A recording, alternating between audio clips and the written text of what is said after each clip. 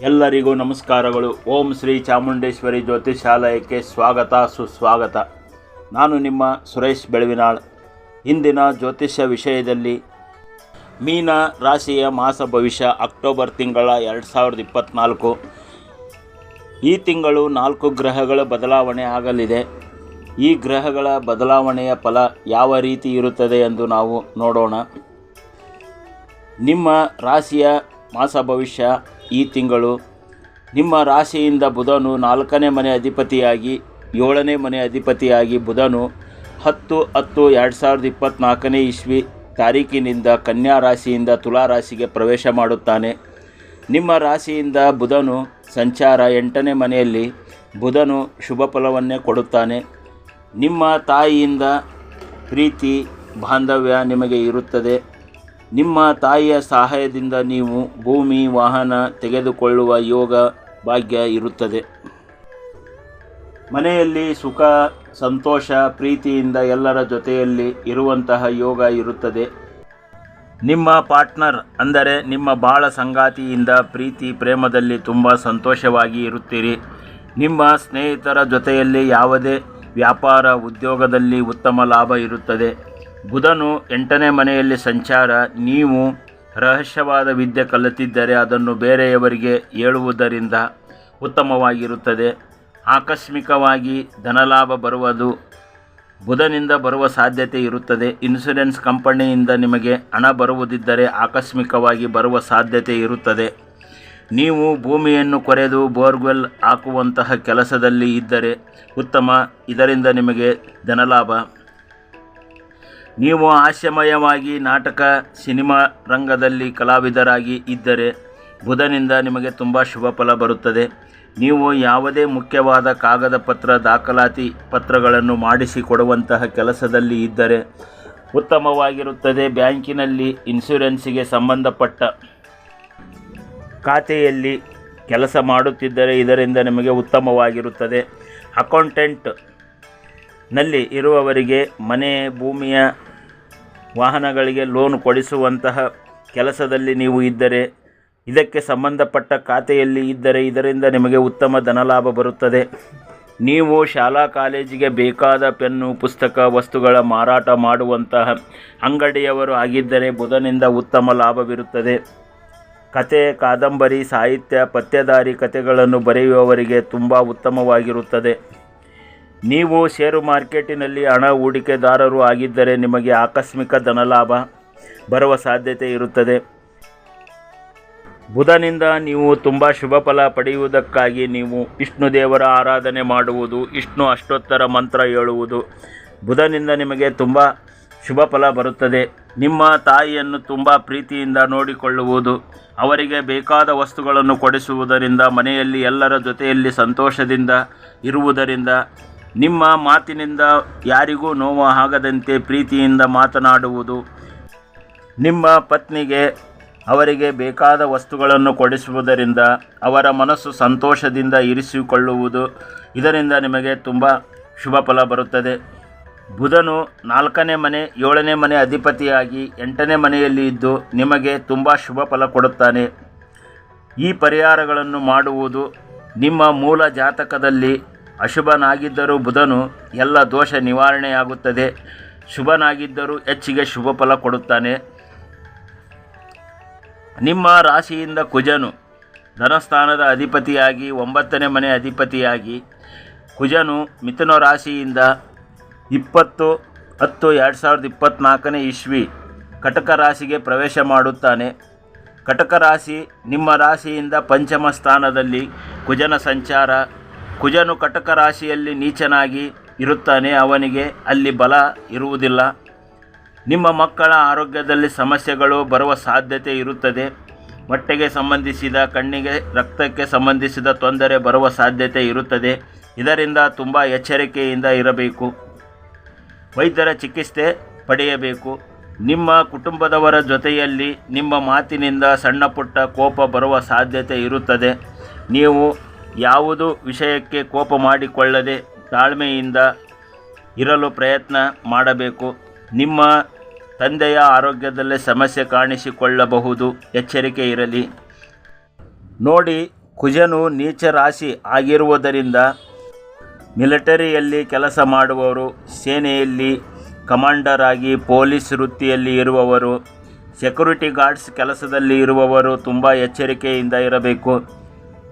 ನಿಮ್ಮ ಕೆಲಸವನ್ನು ಯಾವುದೇ ಕೆಲಸ ತಕ್ಷಣ ಮಾಡಲು ಹೋಗಬೇಡಿ. ತುಂಬ ಎಚ್ಚರಿಕೆಯಿಂದ ಯೋಚನೆ ಮಾಡಿ ತಾಳ್ಮೆಯಿಂದ ನಿಮ್ಮ ಕೆಲಸ ಮಾಡಿ. ಇದರಿಂದ ನಿಮಗೆ ತುಂಬ ಒಳ್ಳೆಯದು. ಕುಜನು ಅಗ್ನಿ ತತ್ವದ ಗ್ರಹ ಆದ್ದರಿಂದ ನೀವು ಅಡಿಗೆ ಮಾಡುವಾಗ ಬೆಂಕಿಯಿಂದ ಎಚ್ಚರಿಕೆ ಇರಲಿ. ಗ್ಯಾಸು, ಸ್ಟೌವು, ಸಿಲಿಂಡರು ಇದರ ಮೇಲೆ ಎಚ್ಚರಿಕೆ ಇರಲಿ. ಅಡುಗೆ ಮಾಡುವಾಗ, ಎಣ್ಣೆಯಲ್ಲಿ ಕರೆದ ಪದಾರ್ಥಗಳನ್ನು ತಯಾರಿಸುವಾಗ ಕಾಯಿಸಿದ ಎಣ್ಣೆಯಿಂದ ಎಚ್ಚರಿಕೆ ಇರಲಿ. ಯಾವುದೇ ಕೆಲಸ ಅವಸರವಾಗಿ ಮಾಡಬೇಡಿ. ಸ್ವಲ್ಪ ಸಮಯ ನಿಧಾನವಾದರೂ ಪರವಾಗಿಲ್ಲ, ನಿಧಾನವಾಗಿ ಮಾಡಿ. ನೀವು ಕ್ರೀಡೆಯಲ್ಲಿ, ಸಾಹಸ ವೃತ್ತಿಯಲ್ಲಿ ಇರುವಂಥವರು ಆಗಿದ್ದರೆ ಯಾವುದೇ ಕೆಲಸ ನಿಮ್ಮಿಂದ ಆಗುತ್ತದೆ ಇಲ್ಲವೋ ಎಂದು 10 ಸಲ ಯೋಚನೆ ಮಾಡಿ ನಿಮ್ಮ ಕೆಲಸ ಮಾಡಿ. ಇದರಿಂದ ನಿಮಗೆ ಒಳ್ಳೆಯದು. ಕುಜನು ನೀಚವಾಗಿರುವುದರಿಂದ ಕುಜನಿಂದ ಶುಭ ಫಲ ಬರಲು ಸುಬ್ರಹ್ಮಣ್ಯ ದೇವರ ಆರಾಧನೆ ಮಾಡುವುದು. ಈ ಮಂತ್ರ ಹೇಳಿ. ಇದು ಕುಜನ ಬೀಜಾಕ್ಷರಿ ಮಂತ್ರ. ಓಂ ಕ್ರಾಂ ಕ್ರೀಂ ಕ್ರೌಂ ಸಹ ಭೌಮಾಯ ನಮಃ. ಈ ಮಂತ್ರ ಪ್ರತಿನಿತ್ಯ ಹೇಳಿ. ನಿಮ್ಮ ಸಹೋದರ ಸಹೋದರಿಯರು ಜೊತೆಯಲ್ಲಿ ಪ್ರೀತಿಯಿಂದ ಇರಬೇಕು. ಅವರು ಕಷ್ಟದಲ್ಲಿ ಇದ್ದರೆ ನಿಮ್ಮ ಕೈಲಿ ಆದಷ್ಟು ಸಹಾಯ ಮಾಡಿ.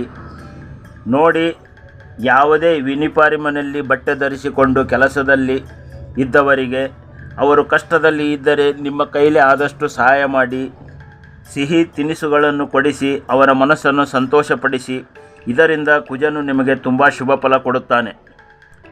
ನಿಮ್ಮ ರಾಶಿಯಿಂದ ಸೂರ್ಯನು 6ನೇ ಮನೆ ಅಧಿಪತಿಯಾಗಿ ಕನ್ಯಾ ರಾಶಿಯಿಂದ 17/10/2024 ತಾರೀಕಿಗೆ ತುಲಾ ರಾಶಿಗೆ ಪ್ರವೇಶ ಮಾಡುತ್ತಾನೆ. ತುಲಾ ರಾಶಿ ಸೂರ್ಯನಿಗೆ ನೀಚ ರಾಶಿ ಆಗಿರುತ್ತದೆ. ನಿಮ್ಮ ರಾಶಿಯಿಂದ 8ನೇ ಮನೆಯಲ್ಲಿ ಸಂಚಾರ. ಸೂರ್ಯ ನೀಚ ರಾಶಿ ಆದ್ದರಿಂದ ಸೂರ್ಯನಿಗೆ ಬಲ ಕಡಿಮೆ ಇರುತ್ತದೆ.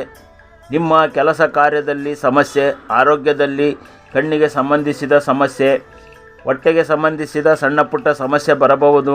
ವೈದ್ಯರ ಚಿಕಿತ್ಸೆ ಪಡೆಯಿರಿ. ಬಿಸಿ ಬಿಸಿ ಆಹಾರ ಸೇವನೆ ಮಾಡಿ. ಹೆಚ್ಚಿಗೆ ನೀರನ್ನು ಕುಡಿಯುವುದರಿಂದ ಆರೋಗ್ಯದಲ್ಲಿ ಯಾವುದೇ ಸಮಸ್ಯೆ ಬರುವುದಿಲ್ಲ.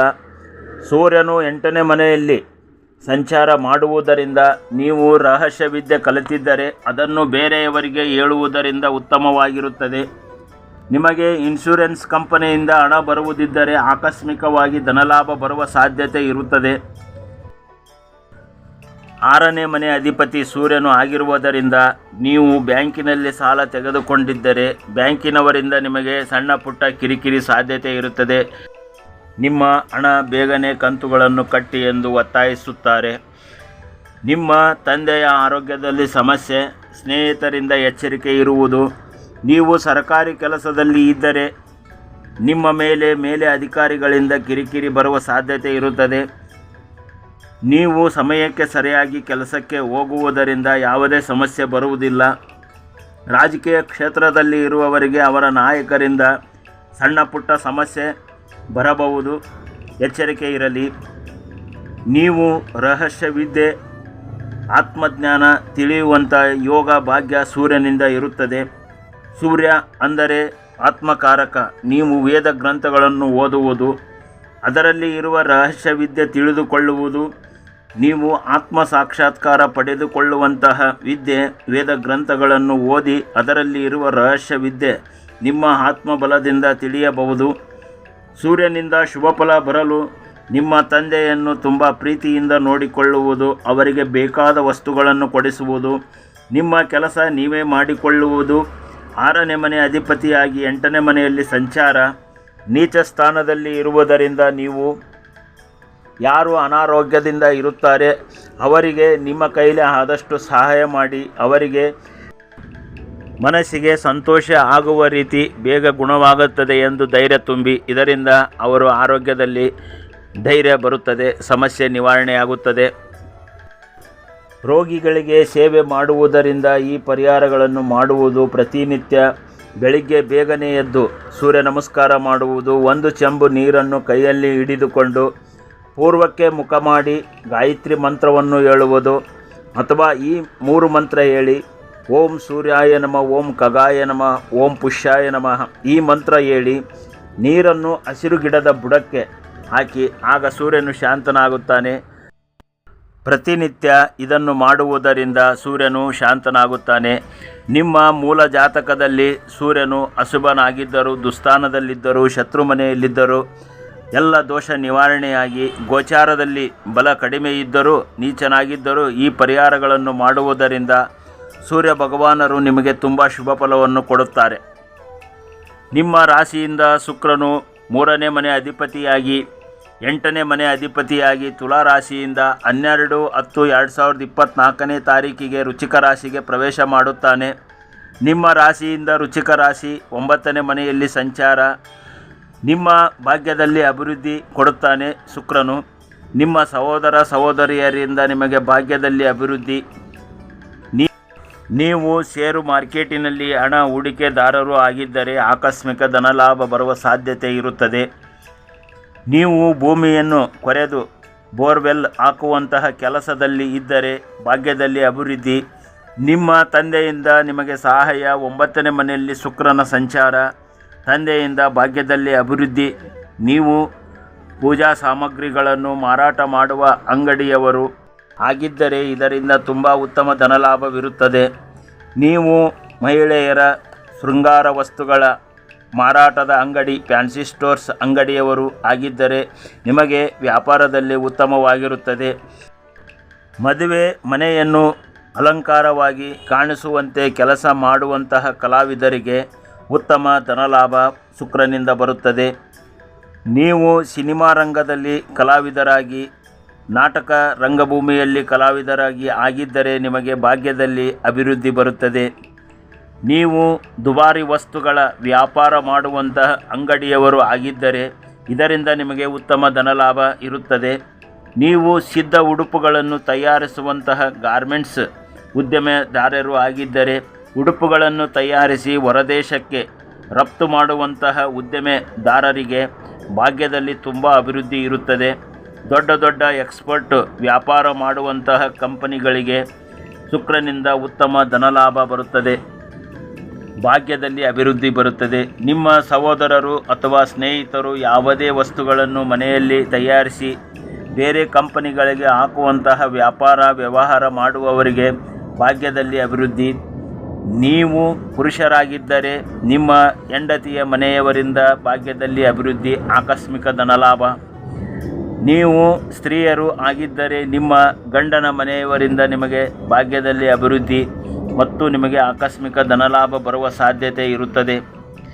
ಇನ್ನು ಶುಕ್ರನಿಂದ ಹೆಚ್ಚಿಗೆ ಶುಭ ಫಲ ಪಡೆಯಲು ಶ್ರೀ ಮಹಾಲಕ್ಷ್ಮಿ ದೇವಸ್ಥಾನಗಳಿಗೆ ಅಥವಾ ದೇವಿ ದೇವಸ್ಥಾನಗಳಿಗೆ ಹೋಗಿ ಪ್ರತಿ ಶುಕ್ರವಾರ ಕುಂಕುಮಾರ್ಚನೆಯನ್ನು ಮಾಡಿಸಿ ಪೂಜೆ ಸಲ್ಲಿಸಿ ಬಂದರೆ ಶುಕ್ರನಿಂದ ನಿಮಗೆ ತುಂಬ ಶುಭ ಫಲ ಬರುತ್ತದೆ. ಸುಖ, ಶಾಂತಿ, ಸಕಲ ಐಶ್ವರ್ಯ, ಆಯಸ್ಸು, ಆರೋಗ್ಯ ಶುಕ್ರನು ನಿಮಗೆ ಕೊಡುತ್ತಾನೆ. ನಿಮ್ಮ ರಾಶಿಯ ಅಧಿಪತಿ ಅಂದರೆ ಮೀನ ರಾಶಿಯ ಅಧಿಪತಿ ಗುರು 3ನೇ ಮನೆಯಲ್ಲಿ ವೃಷಭ ರಾಶಿಯಲ್ಲಿ ಇದ್ದು 9/10/2024 ತಾರೀಕಿನಿಂದ ವಕ್ರೀಯವಾಗಿ ತನ್ನಿಂದ ಹಿಂದಿನ ಮನೆ ಅಂದರೆ ಮೇಷ ರಾಶಿಯನ್ನು ನೋಡುವುದರಿಂದ ನಿಮಗೆ ತಾತ್ಕಾಲಿಕ ಗುರುಬಲ ಬರುತ್ತದೆ. ಇದರಿಂದ 10ನೇ ಮನೆ ಅಧಿಪತಿಯಾಗಿ ನಿಮ್ಮ ಎಲ್ಲ ಕೆಲಸ ಕಾರ್ಯದಲ್ಲಿ ಅಭಿವೃದ್ಧಿ ಕೊಡುತ್ತಾನೆ. ಶುಕ್ರನ ಮೇಲೆ ಗುರುವಿನ ದೃಷ್ಟಿ ಇರುವುದರಿಂದ ಮದುವೆಗೆ ವಯಸ್ಸಿಗೆ ಬಂದವರು ಮದುವೆಗಾಗಿ ಯೋಗ ಭಾಗ್ಯ ಇರುತ್ತದೆ. ಅದಕ್ಕೆ ನೀವು ಪ್ರಯತ್ನ ಮಾಡಬಹುದು. ಹೊಸ ಕೆಲಸಕ್ಕೆ ಪ್ರಯತ್ನ ಮಾಡುವರು ಮಾಡುವ ಯೋಗ ಭಾಗ್ಯ ಗುರುವಿನಿಂದ ಇರುತ್ತದೆ. ಹೆಚ್ಚಿಗೆ ವಿದ್ಯೆಗಾಗಿ ಕೆಲಸಕ್ಕಾಗಿ ಹೊರದೇಶಕ್ಕೆ ಹೋಗಬೇಕು ಅನ್ನುವರು ಪ್ರಯತ್ನ ಮಾಡಿದರೆ ಹೋಗುವ ಯೋಗ ಭಾಗ್ಯ ಗುರುವಿನಿಂದ ಇರುತ್ತದೆ. ಗುರುಗಳ ದೇವರ ಆರಾಧನೆ ಮಾಡುವುದು, ಗುರುಗಳ ಸೇವೆ ಮಾಡುವುದು, ಗುರುಗಳ ಮಠಗಳಿಗೆ ಹೋಗಿ ಬರುವುದು ಮಾಡಿದರೆ ಗುರುಗಳು ನಿಮಗೆ ತುಂಬ ಶುಭ ಫಲವನ್ನು ಕೊಡುತ್ತಾರೆ. ಇದು ಗೋಚಾರದ ಸಾಮಾನ್ಯ ಫಲವಾಗಿರುತ್ತದೆ. ಇನ್ನೂ ಹೆಚ್ಚಿನ ಮಾಹಿತಿಗಾಗಿ ನಿಮ್ಮ ಮೂಲ ಜಾತಕದಲ್ಲಿ ಗ್ರಹಗಳ ಸ್ಥಿತಿಗಳನ್ನು ನೋಡಿ, ಅಷ್ಟಕ ವರ್ಗದಲ್ಲಿ ಗ್ರಹಗಳ ಬಲಗಳನ್ನು ನೋಡಿ, ದಶಾಭುಕ್ತಿ ಅಂತರ್ಭುಕ್ತಿಗಳನ್ನು ನೋಡಿ ಇನ್ನೂ ಹೆಚ್ಚಿನ ಮಾಹಿತಿಯನ್ನು ನೀವು ತಿಳಿದುಕೊಳ್ಳಬಹುದು.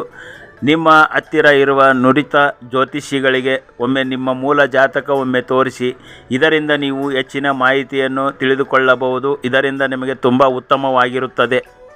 ನಮ್ಮ ಚಾನಲನ್ನು ಸಬ್ಸ್ಕ್ರೈಬ್ ಮಾಡಿಕೊಂಡವರಿಗೆ ಹೃದಯಪೂರ್ವಕ ನಮಸ್ಕಾರಗಳು. ಇನ್ನೂ ನಮ್ಮ ಚಾನಲನ್ನು ಸಬ್ಸ್ಕ್ರೈಬ್ ಮಾಡಿಕೊಂಡಿಲ್ಲ ಅಂದರೆ ದಯವಿಟ್ಟು ಸಬ್ಸ್ಕ್ರೈಬ್ ಮಾಡಿಕೊಳ್ಳಿ, ಬೆಲ್ ಐಕನ್ ಪ್ರೆಸ್ ಮಾಡಿ, ಶೇರ್ ಮಾಡಿ, ಲೈಕ್ ಮಾಡಿ, ಕಮೆಂಟ್ ಮಾಡಿ.